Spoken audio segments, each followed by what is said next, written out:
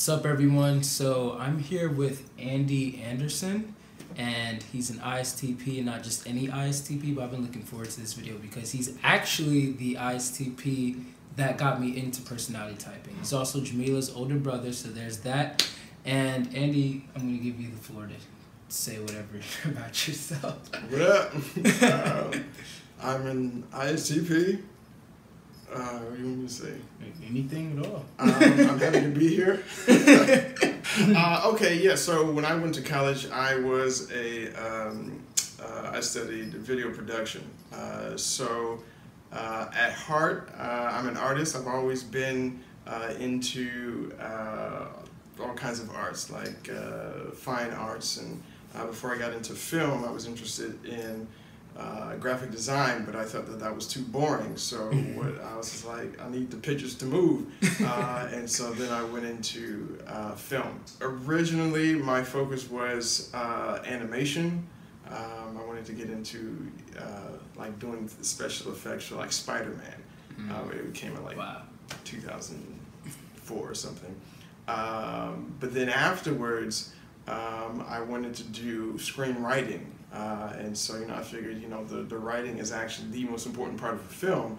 So I wanted to, like, okay, well, that's where it's at. If I'm trying to influence people and, kind of, I guess, make my mark on the world, then let's do screenwriting. So I enjoyed it, and this is interesting. One of the things that I love about screenwriting, hold on, where am I looking? Like, where's the camera at? The camera's right there. Over here? Yeah. Oh, yeah. Okay. One of the things that I love about screenwriting is that essentially I'm creating my own world.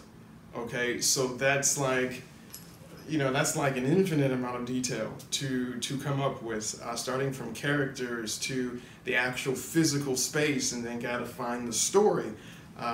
And create all these other things that go into it.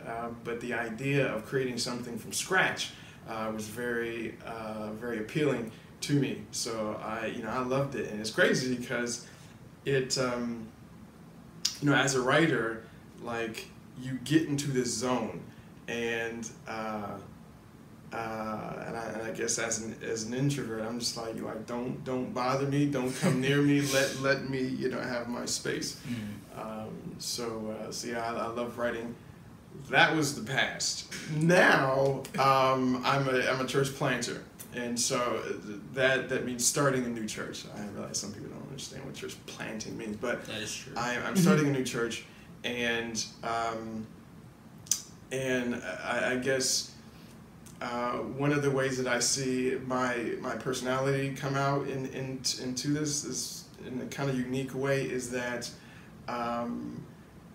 like, I kind of love breaking things down, understanding it in all its individual pieces, and then building it back up. And so how I've done that with ministry is like, okay, I'm looking at the church as a whole, okay? What is the health or the status of the church? And so I've done lots of research about what works with churches, what doesn't work, and so what I've actually come down to for my personal model of a church is like really different, and not everybody likes it, but that's okay. I like it because I'm not trying to please people, I'm trying to please God. So anyway, so in terms of my approach is that I'm trying to craft something new and something that works. And again, it's a very logical approach. Yeah. Okay. And again, some people don't get that, but I don't care. So yes, it's been quite of an adventure. My wife. For example, my wife is an ISTJ, the most epitomized version of that, and she's very traditional, and it's been very difficult.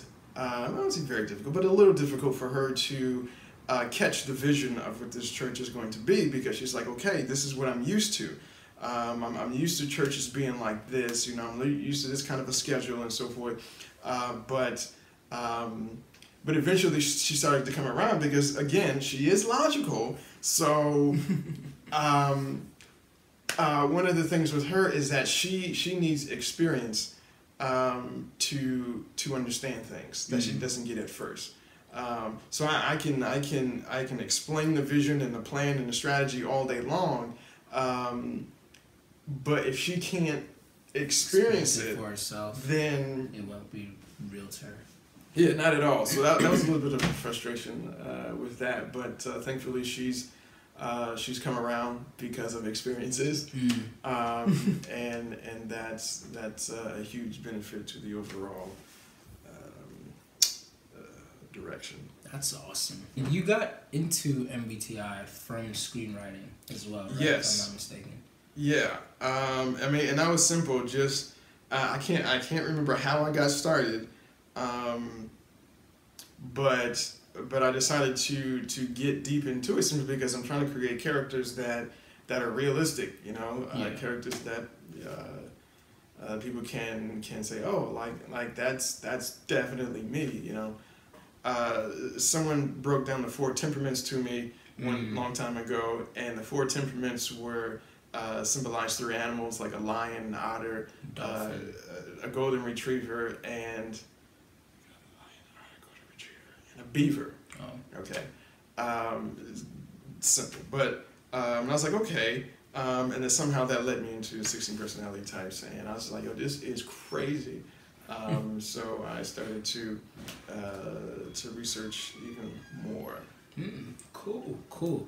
Okay, so some well-known ISTPs are Remy Ma, Jason Bourne, Perry the Platypus, Meg from Hercules, Allen Iverson, Steph Curry, T.I., Snoop Dogg, Idris Elba, and pretty much everything that he plays in, including Luther, Monty from Daddy's Little Girls, Colin from No Good Deed, Mowgli from The Jungle Book, also Tarzan, Agent Navabi from The Blacklist, Dinah Drake from Arrow, Ash from the movie Sing, Number 5 from that old Kids Next Door show, Scarlett Johansson, Jose in Bella,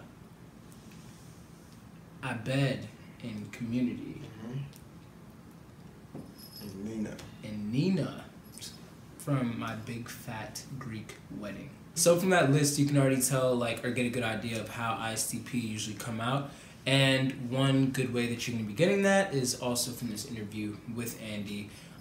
One thing that most people don't know when they're coming into MBTI is they're looking at the dichotomies, the introverted versus extroverted, sensing versus intuitive, thinking versus feeling, perceiving versus judging. But I would say that's like 20% of it, and most of this is composed from your mental functions. The cognitive functions are what I call superpowers. So the ISTP has 4 different cognitive functions. Going down in that list is TI, or also known as introverted thinking, SE, also known as extroverted sensing, NI, also known as introverted intuition, and FE, also known as extroverted feeling. So what Andy's going to do for us today, just like in all the other videos, is we're going to define what these are and how Andy relates to them, starting with TI, introverted thinking, or as Personality Hacker calls it, accuracy. How would you define that function? TI is just it's thinking to yourself. You know how extroverts talk to themselves? Introverts think to themselves. And I guess basically for me is that thinking clearly is like, I guess all I do. I need to understand things. I need to think through my decisions, think through my words, and I don't know, it's kind of like the air that I breathe, but in my head. I will say, with this introverted thinking feature, it's in terms of how the people respond. I've had a lot of people multiple times tell me, "Hey, you think too much." Yeah, well, so what? It's your dominant function. Yeah. Living that. You know, and I also kind of do this thing where I pause.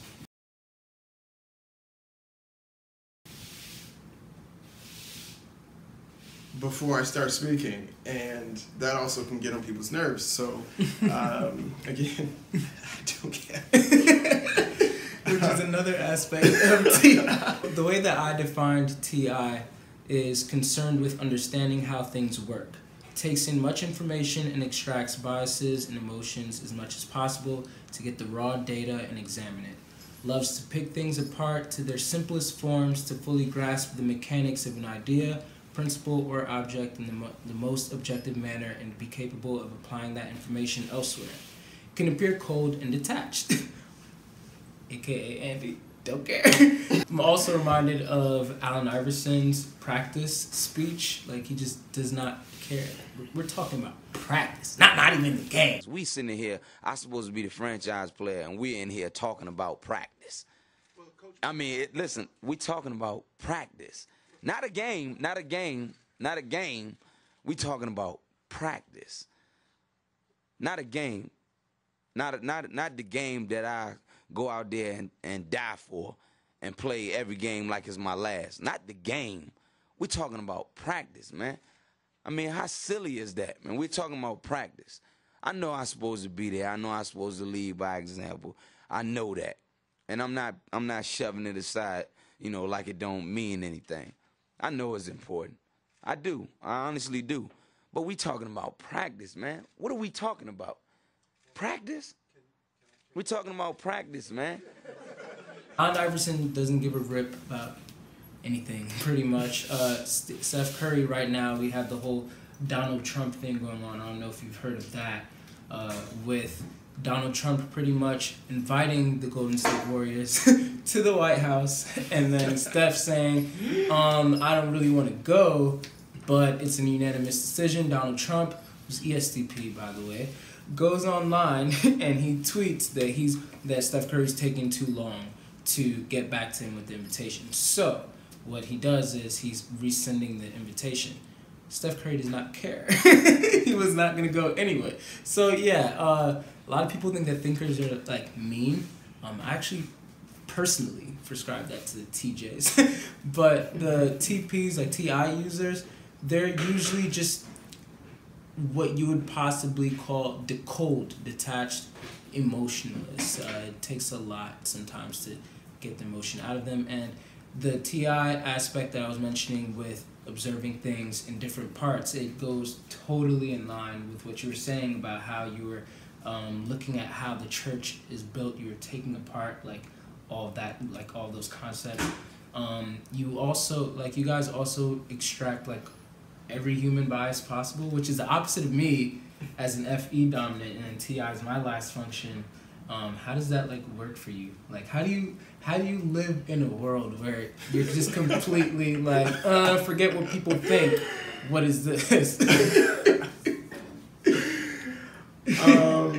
That's such an interesting question. Okay, I guess how I get around is just I have a strong sense of function. So, you know, let's just take at a job, for example. If you're at a job and you have a particular role, then like, okay, well, fulfill that role. Like that's what you signed up for, so do your job. But at the same time, I think that it's also critical to have this have this nobility to come behind it, because yeah, like you can come across cold.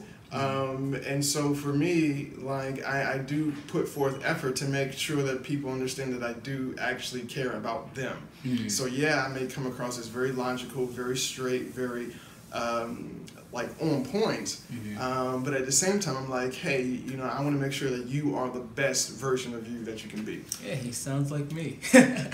Which also makes sense. We're both, for those of you who are into socionics, we're both in the beta quadra, which is made up of ENFJ, INFJ, ISTP, ESTP, because they all share the same functions. So ironically, Most people would look at our type as like complete opposites because every letter is opposite, but in actuality we have the same exact functions. It's just that his go backwards from mine. So his is TISCNIFE, and then mine is FENISETI. So that's another note for that. So when you're observing information and you're getting it, like, do you necessarily like? I mean, I'm sure a lot of people do this. I do this even, but like, how do you get information pretty much, and how do you like look at it and see it as, okay, this is verifiable, as opposed to like, oh, this is biased? Like, how do you extract any biases from it? Cool questions. Okay, first, obviously through senses. Like, if I can see it, hear it, touch it, feel it, it goes in, and I'm extremely aware of my physical surroundings all the time, and sometimes come in with SE.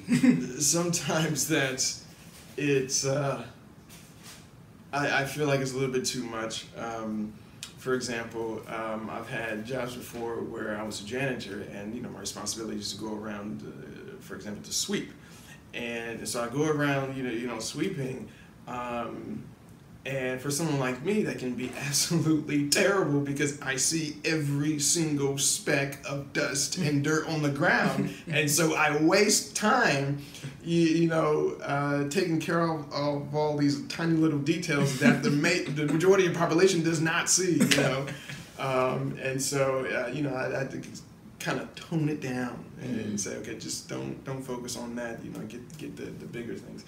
As far as, what was it, extracting biases? Yeah. Extracting my personal biases? Or any type of or biases. Any kind of biases? Because I understand that TI is a function that just naturally looks at raw data and like tries to like be as detached as possible. And, like, yeah, because, obviously biases, they aren't objective. They are subjective, is influenced by people's feelings and their preferences, okay, the things that they want, their desires, okay. So when that is saturated and covering data, I want to get through all of that and see what is concrete. And that's what's real, because feelings and biases, they can change. Yeah. Okay, but things that are factual, that's. They remain. But how do you find that usually? Like, is it a natural process for you, or is it just you having TI? It's just a drive, like, that you want to do that, or more of a desire for you to do that, but it's not necessarily that you naturally just find a way to. Yeah, I mean, it's a natural drive. Like, I don't even know that I'm doing it. I'm just doing it. It's just like clockwork, Interesting. Okay. So the second function for the ISTP is extroverted sensing, also known as sensation from personality hacker. And how would you define that? You've already talked about it a little bit, like being completely aware of your surroundings and everything. I'll add on to whatever you say, but yeah, how would you define that in your own words? Well, yeah, I mean, that's for me, that's exactly what it is like experiencing the world at a very intense physical level. My wife, she gets she's over there. She gets I don't know, perturbed is the right word, but when we're out in public, I'm always like touching things.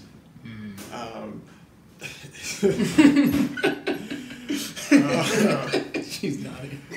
Because for me, like, that's how I experience the world. Like, I got to feel like the texture, and is it soft, is it rough, is it smooth, like, and that kind of information registers to me. Interesting. And it, I store it in the vault.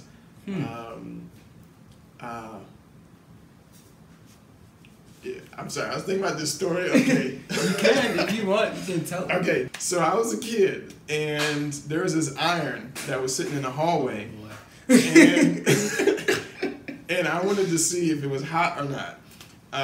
And so as a kid. I said, okay, let's test it out. So I decided to go up to the iron, not knowing if it's hot or not, and I put my cheek up against it, and it was hot. So, so I had like this semicircle of a burn mark with a hole,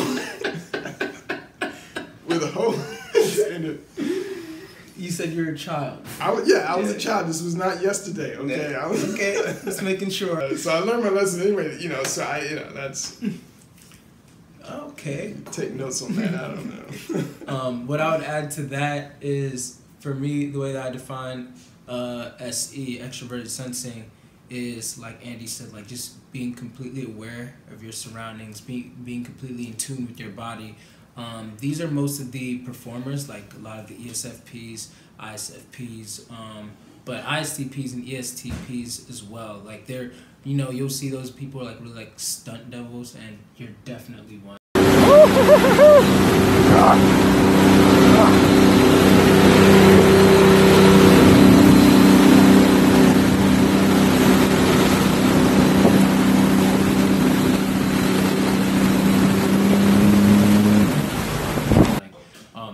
Actually have to input some videos from your bachelor's party into this. This is Batman right here. They just think quickly on their feet, and they're really resourceful. The way that I like to think of them is, for those of you who've watched Dragon Ball Z or any type of like anime, when you see Goku like about to get hit, or like they have these type of like senses, is which Andy was demonstrating. It's like being so completely aware of your surroundings that you can just dodge right away. And it's just literally like acting quickly on your feet, engaging with the outside environment.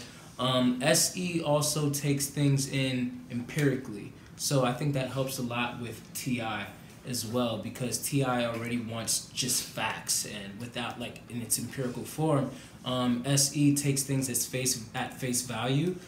So when SE looks at something, it does not put any type of impression on it. It does not interpret it in any type of deeper way originally. That's when other functions come in. But it looks at it for what it is. And so when Andy is observing, for example, and he's using his TI as SE, he's literally observing what it is, whatever it is, for whatever it is. So as I stated, Andy... last year he got married. And I was in his wedding. That was an honor, and we decided to kidnap him. Got you. It's cool. It's cool. You good? Ow! You good? You good? You good? You good? Help! Threw him into the trunk.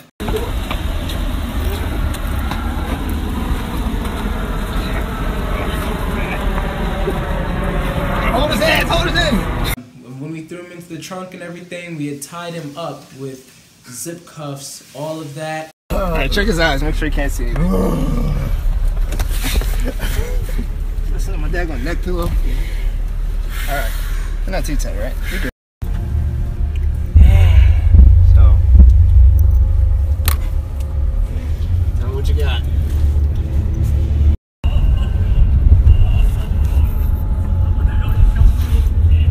Who's the main actor? Come on. Who? Just keep walking, man. It's fine. Hey, hey, hey, hey. Don't you trust me? Nope. Why? How do you trust me? Bro, come on. Get it. It's fine, it's fine. Don't move. Don't move. I mean, you won't have a lot of space to move, but it's fine. Just hold it. Don't move. And I'm telling you guys, this guy somehow not only managed to get out of the zip cuffs, but he also managed to get out of the trunk. Yo! Does this dude really just escape from the trunk? With the zip tie and everything? Wow. He was blindfolded as well. So to this day, I don't really know exactly how he did all of that, but that's just how Andy is. So my son literally broke free from his zip tie and escaped from the trunk and started running. Get me. They're also known as the Carpenter, and one thing that really fits Andy, and another thing that I find very interesting about personality types is that we don't try to become these things. These things just already explain who we already are. Andy was already a carpenter before he discovered personality types. It's not like he just discovered, like, oh, ISTP, carpenter, so now I'm going to try and learn how to build stuff. You want to see what I built? Yeah. Okay, so this is a leaf for a table that that my wife bought, and she wanted to add a different top to it. So if you can see here, this is the original table. It's white piece, but here, this is all wood that I bought in planks from Home Depot, laminated and blah blah blah blah blah. So it's a bigger table back there, but this is just the leaf because I can carry it over here. Crazy.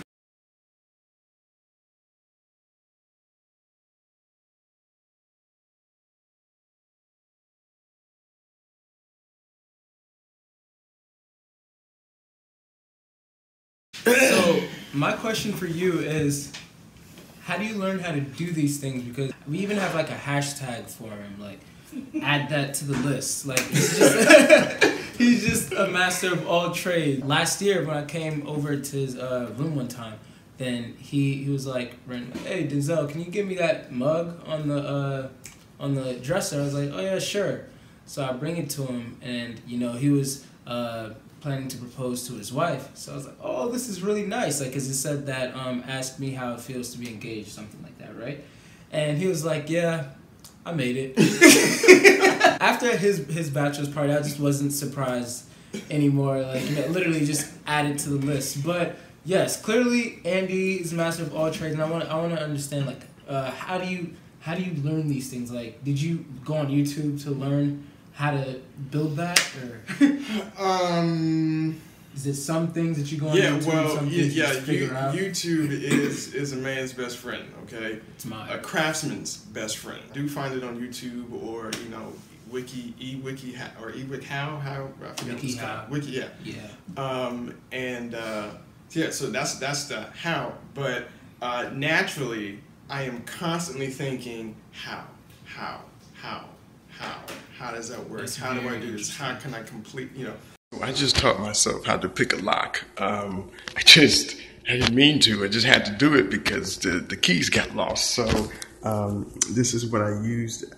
This is a earring, and this is some kind of metal piece that goes to some kind of machine. And I just found these things lying around. So, you know.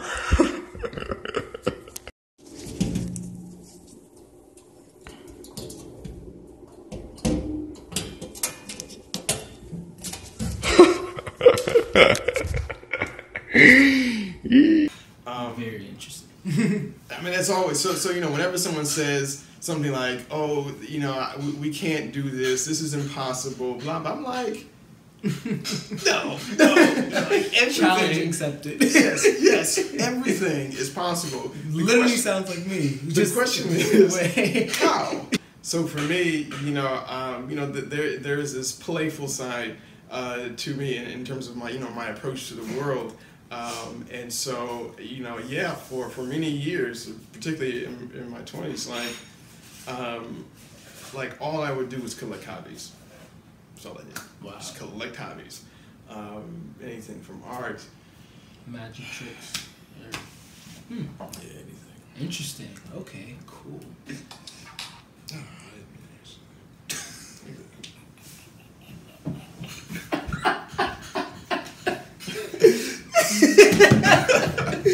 I'm keeping that. So the third function of the ISTP is introverted intuition, also known as perspectives by Personality Hacker. And before I add my 2 cents to it, I want to understand, how would you define introverted intuition? I would say it's kind of like this inner attitude that you just know things without obviously having any kind of ready data readily available to back up that claim that you know it. Just do, you know. Yeah. It's pretty cool. Go ahead, say your piece, and then I may have something to add back to that. So the way that introverted intuition essentially works is that NI users, so like all ENFJs, INFJs, ENTJs, INTJs, have always been to an extent detached from their own perspective. And have you guys ever like done this thing where you pretty much like retrace your thought process, like, oh wait, how did I start thinking about that? Oh, that like you're first thinking of A, and then sooner or later you end up at D. NI users have practiced this so much growing up naturally, subconsciously, that they get used to the pattern of their own mind, and then that allows them to now predict the pattern of other people's mind, and so they can predict what other people are going to do, how they're going to behave, how the future is going to play out, because they've seen, okay, this person right now is at point B, and I've been from point A to point Z so many times, and I've retraced my steps so many times and figured out all the patterns. I know when they're going to reach point D, when they're going to reach so-and-so, and it's a subconscious thing. It's also just an internal background running processing thing as well. But yeah, it's very delicate function. And for the ISTP, it's tertiary. And so it serves their SE. NI and SE always come together, and it serves their SE. So I would presume that that's one of the ways as to how you just instinctively know how to act in the moment, because your SE is so quick on its feet. But then your NI also allows you to be able to get into the minds of other people. So it's literally understanding other people's minds and understanding like how things will play out on a subconscious level. Yeah. One way that I see this come out in a lot of ISTP characters that I watch a lot of them, is they tend to know how to respond to things when in that moment, and that's clearly from SE as well. But also, like, if you guys ever watch the show Luther with Idris Elba, he's an ISTP, and when he's in the moment, when he's in the intensity of that moment, he has a coolness to him because he has this knowing of what to do in that moment. He has an understanding of what's going on around him due to his SE, and then he has a keen ability to be able to foretell what's going to play out. But because this function is tertiary, it's not going to be advanced to the point where they always know what's going to play out, like on a very advanced long timeline level, especially since as perceivers they like to be more spontaneous. They don't really like to think too much about the future. I remember one time I mentioned legacy to you, which is what I'm all about, and you got very, very heavy, like, legacies, very heavy stuff. I'm like, oh. But as opposed to me using NI as an auxiliary function, that's what I use all the time. So Personality Hacker, they name the functions, like, they would say the dominant and auxiliary are like adults. So for Andy, TI and SE would be like his adults, the drivers. And then the tertiary would be a 10-year-old. So 10-year-olds are still smart, they still say very wise things, but you do not want the 10-year-old to drive your car. I've also realized that for a lot of people who have NI in the tertiary position, such as Jamila, who's an ISFP, they can be prone to being paranoid about the future and about just anything that's really going on. Do you ever really have that type of experience? Being paranoid about the future? I mean, I have my moments, but it's not something that I feel like, oh, I hate this part about me. I hate when I get to this space. No, because there's always that TI function that saves the day. That's what I was thinking. It's like, okay, let's look at the facts. Let's, you know. But I will say, you know, and again, you know, this does kind of come back to the character, like morally who you are as a person. And I mean, there was a time in my life when I was going through depression, and part of that depression was hinged on the fact that, you know, my future is dead. Like I'm not headed anywhere in life. And that's kind of something that everybody, that any type can go through. Like when you fear the future like that.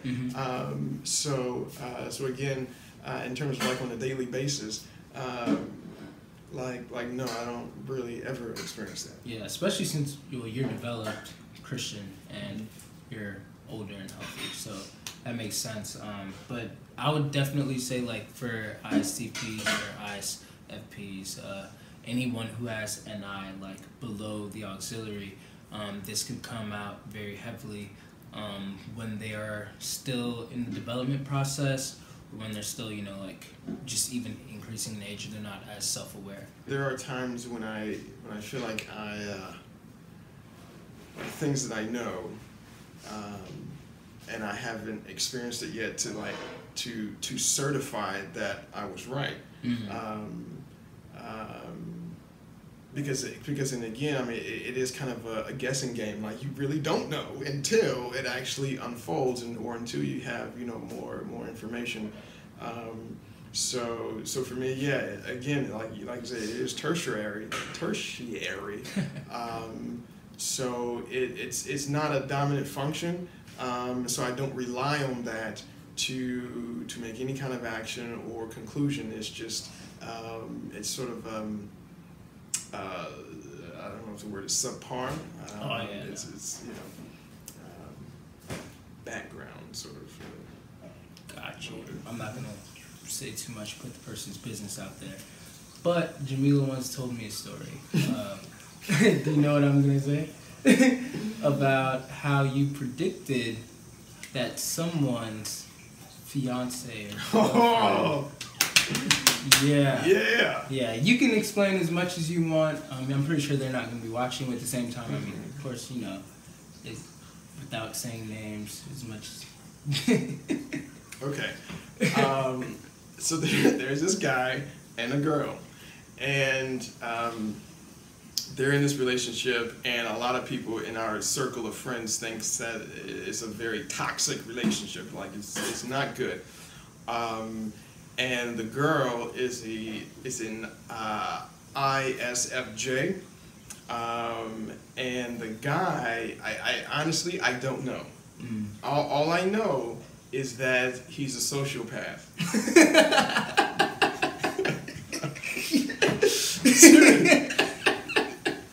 The facts. Yes, that's what I know.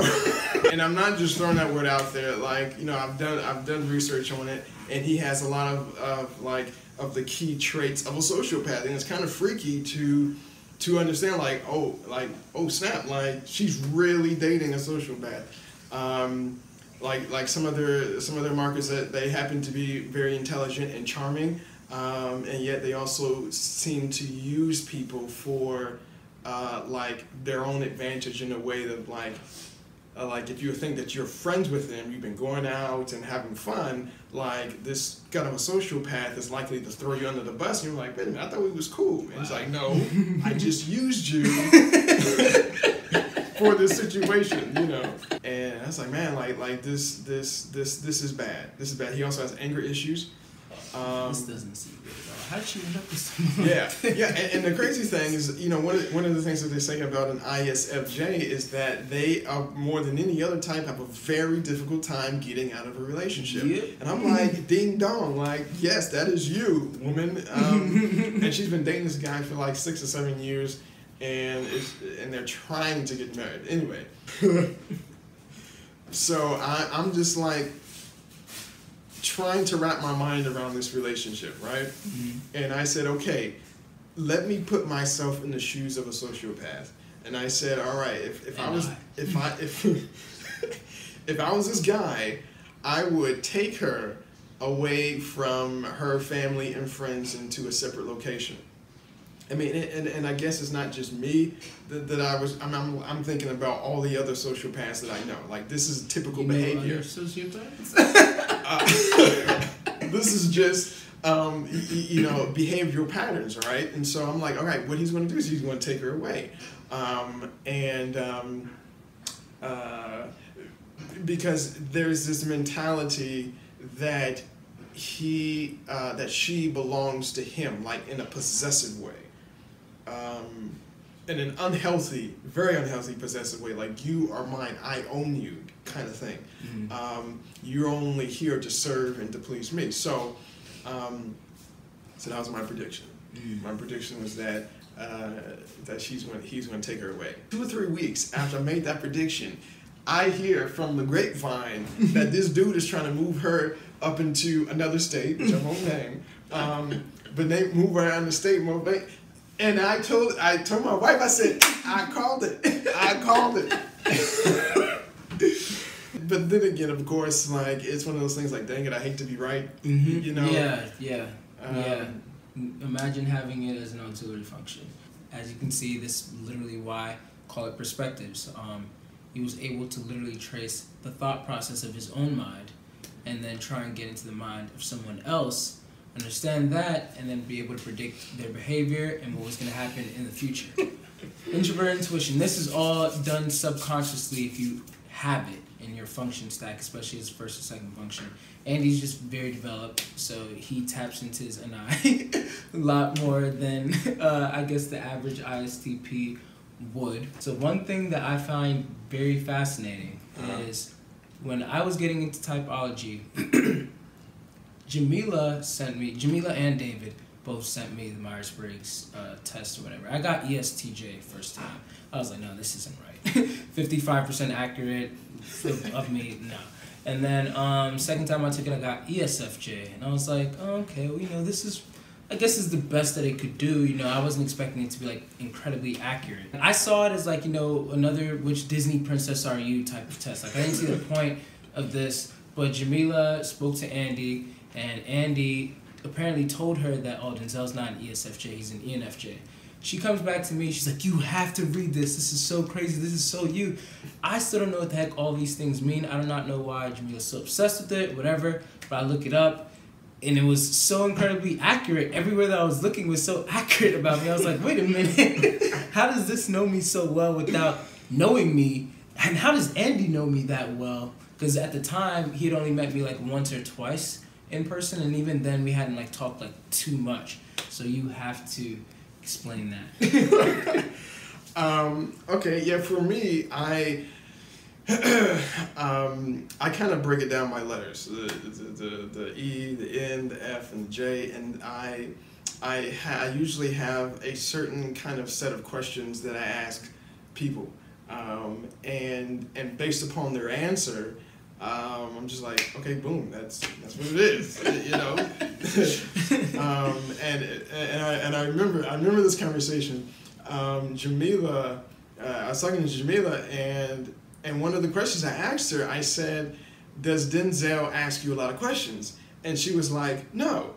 and I was like, okay, well, he's probably an N, because that's one of the patterns that I've detected, is that people who are really intuitive, they don't ask questions, like, because they feel like they know everything. Okay. So for me, I was just like, yeah, like, he's an N. So I had, you know, I went through these questions. I mean, yeah, I went through these questions with her, and I was just like, well. So what type of questions are you talking about? Because, like, wouldn't intuitives also be, especially NE users, like ENTPs, won't they be the ones to ask a lot of questions about life and all of that? ENTPs? Yeah, I would think so, or no? Very inquisitive.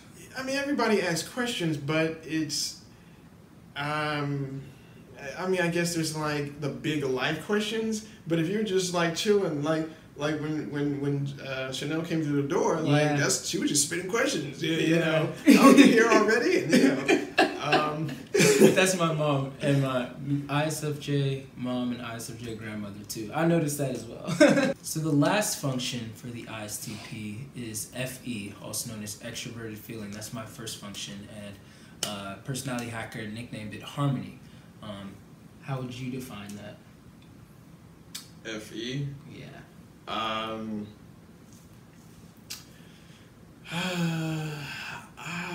don't know if I'm good at describing that, but it's his last function. Maybe I'll say it's the ability to to perceive the emotions of what's around you, particularly other people. Being aware of that. Yeah. Okay. Mm. I'm not good at that. That is not my strength. I admit that. And yes, at times it does cause troubles with people who are very emotional.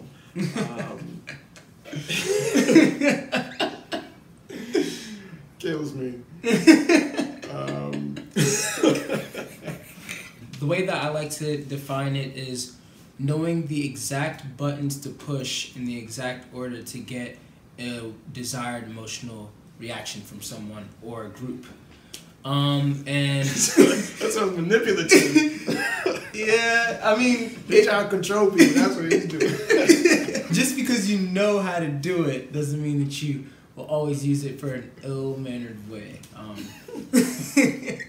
FE is also about like pretty much keeping everyone on your emotional radar, meeting people's needs, and pretty much also succumbing to social norms, like being incredibly aware of social norms and nice teas. So these are the people that like can come off as like over friendly. I went to Chick-fil-A for the a real Chick-fil-A, not just the one at my school, but like a real Chick-fil-A for the first time in a long time recently. And the workers over there, I was just speaking to them, and I felt like I was speaking to someone like me, because they're just so, hi, how are you? And they're just so like smiley. These are the people that just really know like, oh, if I smile at someone, this is how it's going to be reciprocated.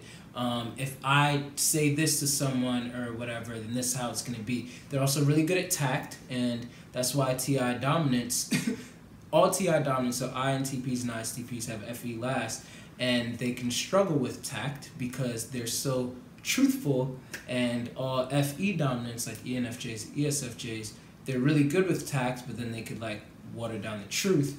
And you know you're healthy when you're able to properly translate the truth in a way that's not really going to step on or hurt as many people in a certain way. I don't really know how to explain, but you're just very good at using tact. You use the sword very carefully, very cleanly. So as an ISTP, do you have any ways on how you'd say that you relate to FE? I will say, you know, I am not I'm not a cold-hearted bastard. No. I often typically the responses that I do that do strike me are emotions of other people that like sadness and maybe even embarrassment, and so like if it hits me, is one thing. My response is something completely different. You may not even know that I feel or see you feeling that way, because you know I'm not necessarily expressive, you know, like many other times, but it does register to me. Now on the other hand, I do kind of have to think through my next steps. Like, okay, does this person want a hug? Okay. Or, you know, does this person want to talk? You know, so am I going to provide that listening ear? You know, so for me, it's not an automatic like, oh, I know exactly what to do when this person is crying or when this person, you know, because everyone's different. Like some people don't even want to be touched or talked to. So I'm just like, all right, back to the whole moral character thing. Empathy can be a very powerful tool, and I think that you know, TIs, we need to practice, make a deliberate effort to be a little bit more empathetic. Make an effort to show FE. Luther, again, for example, and even Wolverine as an ISTP, I forgot to mention him, but Wolverine, he expresses his inferior FE a lot, because clearly he does, it's still there, even though it's your last function, it's still there. So Personality Hacker calls it a 3-year-old, your last function, your 3-year-old. 3-year-olds are still able to speak. They still make good remarks every now and then. You just, once again, don't want them driving your car. So it's still there, and for Wolverine, he has that empathy for people, even though he tries to be cold and logical. We all know you care. You got a soft spot in there, and that's why you're trying to do church planting and everything, because you do care for people, and you have this vision to help people, but it's still in a way just detached, and it's something that you have to like grow into pretty much. And I kind of see you guys also as like, oh my gosh, feelings. Oh, what do I do with this person that's crying? Oh goodness, is that kind of how you would say too? For the average ISTP, yes. For me, no. That's good. You're developed. I mean, because it's a real thing. Like you know, when you have a heart for people, like you can do wonders. You know? Yeah. And also having SE and FE in the same function stack, like the ESTP and the ISTP, ENFJ, INFJ do, is well, I would go with STPs first. So ISTP and ESTP both having SE and FE, they can explode with their emotion every now and then. You see this with Wolverine, you see this with Luther. If they don't have their FE under control, and they're like, oh my goodness, what is this substance that's going on within me, that's spiraling within me, and they just explode. The SE just allows them to, Luther will like throw things like off of the table and just, explode, and act really out of character. They can get very moody at times, especially when they're being surrounded with too many like emotional people. It just really clouds their judgment, or it really like messes with their dominant function. But also having SE and FE, it helps a lot, like a very strong SE especially, it helps a lot with body language, because FE is the thing that, you know, you see people like they look like this, or you can see in their eyes like, oh, they're tired or whatever it is. And when you mix that with a strong SE, then you're capable of like understanding like, oh, this person's moving in this way, oh, this person's lying. And I see this a lot with Bull, who's an STP, and I also see this with what was the other person that I mentioned like just earlier this week that you said was ESTP from Lie to Me. What's his name? Cal Lightman. Yeah, who you said was ESTP. And yeah, they use body language, their SE and FE, to pretty much like have this heightened sense of understanding like, okay, this person's lying, or this person is ready to go, or this person's gonna do this, yada yada yada. Do you have any comments on that? Yeah, I was gonna say body language is like you can know a lot about a person. Not he just types people mostly from body language. I can't do that. Yeah, I mean, body language, it does give you insight to, you know, people's emotions and how they're feeling at the moment, but also there are also patterns of body language as it relates to the overall personality.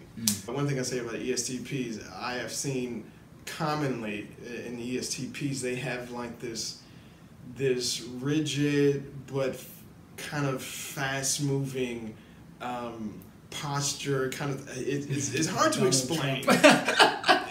It's hard to explain because in a way they look like they are like impatient. I'm out of here. They're always impatient and ready to go. So that if they have to stand there, you can kind of like see their body moving, but they're still in one place. An example of this body language I'm talking about is Sherlock Holmes, from the movie. From the TV show Elementary. His body language I have seen multiple times in other ESTPs. Same thing with facial expressions. I noticed that ISTPs and INTPs, when they talk, a lot of times this eyebrow thing.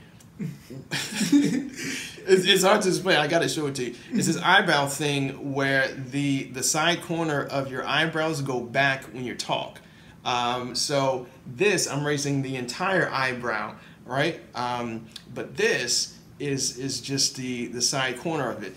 That is a usual thing for TI dominance.